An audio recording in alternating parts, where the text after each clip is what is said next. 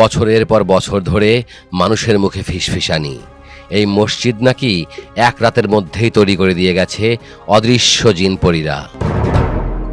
রহস্যের শেষ এখানেই নয়, মসজিদের পাশেই থাকা তালগাছে ঘেরা এক পুকুর। কথিত আছে কোনো কুমারী কন্যা সেই পানিতে নামলেই নাকি পায়ের নিচে এসে লাগতো এক অদৃশ্য লোহার শিকল। চারপাশের মানুষ শত চেষ্টা করেও সেই শিকল কাটতে পারত না।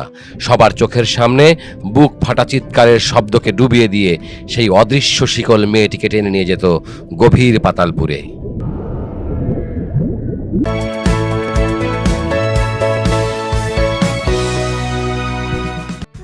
শুনতে শিউরে ওঠার মতো হলেও আজ আর এই আধুনিক যুগে এসব অলৌকিক গল্পকেও বিশ্বাস করে না। সময়ের বিবর্তনে সেই রহস্যের আড়ালে ঢাকা পড়েছে রূপকথা। আজ সেই পুকুরের চারপাশে আর কোনো তালগাছের সারি নেই। সেখানে এখন শান্ত জলে বাণিজ্যিকভাবে মাছ চাষ করা হয়। গল্পে যেমনটা শুনেছিলাম, বাস্তবে তেমন কোনো অলৌকিক ঘটনার অস্তিত্ব আজ আর নেই। যে পুকুর নিয়ে একসময় ভয়ের গল্প ছড়ানো হতো, তার ঠিক পাশেই সবুজ ঘাসে ঢাকা ছোট্ট সমতল মাঠে মেতে ওঠে নতুন প্রজন্ম।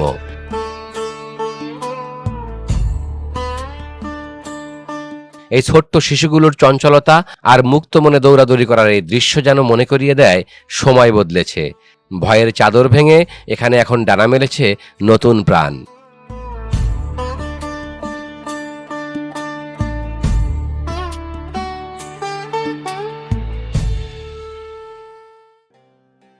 মসজিদের সীমানায় পা রাখতেই চারিদিকের এই শান্ত ছিমছাম পরিবেশ বুক ভরে নিঃশ্বাস নেওয়ার মতো একটা আবহ তৈরি করে।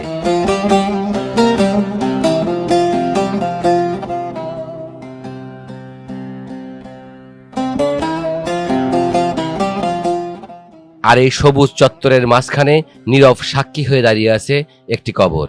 স্থানীয়দের কাছে জানা যায় এটি এই মসজিদেরই একজন নিষ্ঠাবান খাদেম আব্দুস সামাদ ফকিরের কবর, যিনি হয়তো তার জীবনের বহু বছর উৎসর্গ করেছিলেন 450 বছরের পুরনো এই আল্লাহর ঘরের দেখভালে।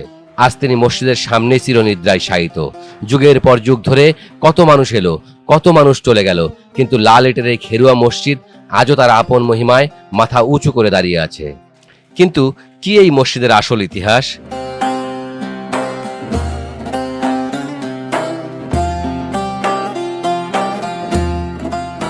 জিনের তৈরি রূপকথা বাদ দিলে এই মসজিদের দেয়াল নিজেই নিজের জন্মসনদ বুকে নিয়ে দাঁড়িয়ে আছে।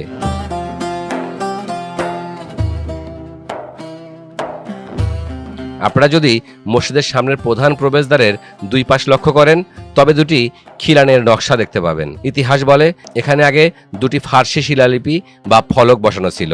এর মধ্যে ডান পাশের খিলানটি লক্ষ্য করুন, এটি আজ সম্পূর্ণ খালি। মনে প্রশ্ন জাগতেই পারে, কোথায় গেল সেই ফলকটি?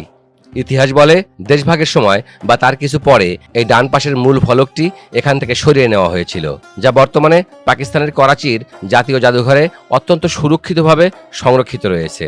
এবার আসুন বাম পাশের এই ফলকটির দিকে, যা এখনও আগের মতোই অক্ষত অবস্থায় এখানে রয়েছে।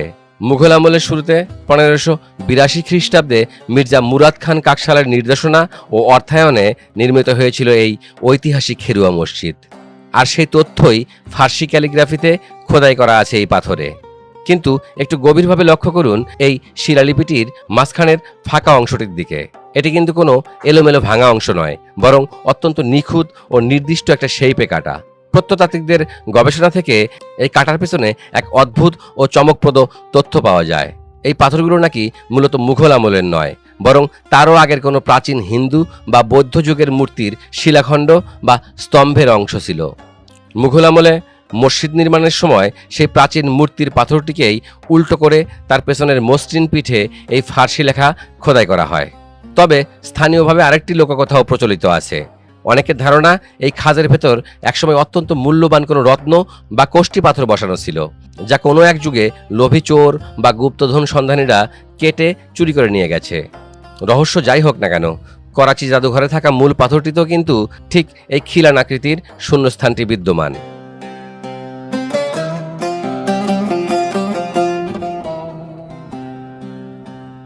সুলতানি এবং মুঘল এই দুই আমলের মিশ্র স্থাপত্য শৈলীর এক অনন্য উদাহরণ এই খেরুয়া মসজিদ।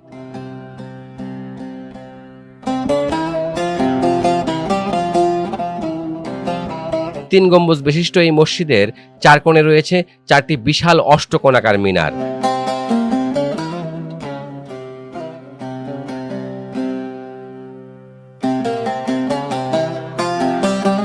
এবং এর চারপাশের দেয়ালগুলো বেশ পুরু ও লাল ইটের তৈরি।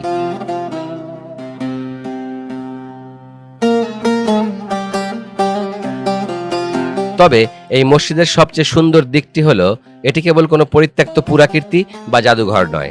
450 বছর পেরিয়ে এসেও আজ এই আধুনিক যুগেও এখানে 5 ওয়াক্ত নামাজ অত্যন্ত গুরুত্বের সাথে আদায় করা হয়। আজও মুয়াজ্জিনের আজানের ধ্বনিতে মুখরিত হয় খন্দকার টোলার আকাশ বাতাস। হ্যাঁ, এই এলাকার নাম খন্দকার টোলা। আজও মুসল্লিরা কাতারবদ্ধ হয়ে সিজদায় লুটিয়ে পড়েন মহান আল্লাহর দরবারে।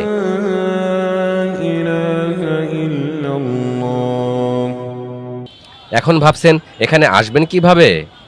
ঢাকা বা দেশের যে কোনো প্রান্ত থেকে প্রথমে চলে আসবেন বগুড়ার শেরপুর ধুনট মোড়ে। ধুনট মোড় থেকে ঠিক 50 গজ উত্তর দিকে আসলেই পাবেন টোলার গেট। সেখান থেকে পশ্চিম দিকে টোলাগামী যে কোনো রিক্সা বা ইজি বাইকে চেপে মাত্র 5 থেকে 7 মিনিটেই পৌঁছে যেতে পারবেন 450 বছরের পুরনো এই খেরুয়া মসজিদের দোরগোড়ায়। প্রাচীন ইতিহাস, রোমাঞ্চকর লোককাহিনী আর বর্তমানের এই জীবন্ত ইবাদতের মেলবন্ধনে আমাদের বগুড়ার শেরপুরের খেরুয়া মসজিদ সত্যিই অনন্য। ভিডিওটি কেমন লাগলো কমেন্টে জানাবেন। আর এমন সব চমৎকার ঐতিহাসিক ও তথ্যবহুল ভিডিও নিয়মিত দেখতে গোবেচারার পাশেই থাকুন।